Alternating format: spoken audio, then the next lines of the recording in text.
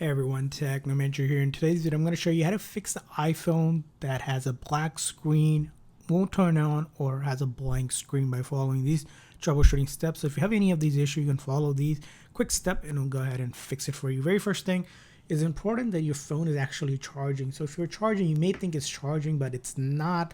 Maybe the charger cable sometimes can break, even the wall adapter. So try a different charger while you're charging. And when you are charging, make sure it's actually fit in and it's not blocked by a phone case. There's no dust, lint, or dirt buildup. You want to make sure you look in closely and clean that out as well. So you want to make sure it's a clean charge port with the charging. Now, most iPhone nowadays does have wireless charging. So if you have a wireless charger, charge it in wireless charger in case the charge port is maybe damaged or broken and it's not properly charging. So once you know for sure that the phone is actually charged, you're going to follow these steps, which is you're going to follow is quickly press and release volume up, followed by volume down, one after another in that sequence. And then you're going to hold down this side button until you can get the Apple logo to appear. At that time, you'll let go and the phone will be fixed. So I'll do is volume up, volume down, and then I hold down this side button.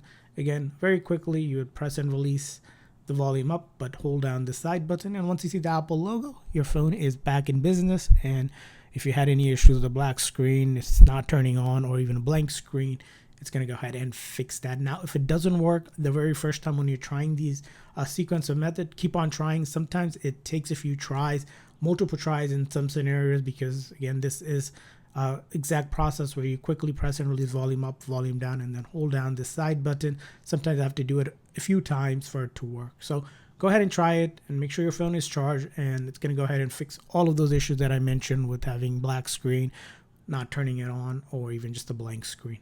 And this will not delete any of your data as well. So I hope this video was helpful. So please consider the like and subscribe button for more tips and tricks, and thanks for watching.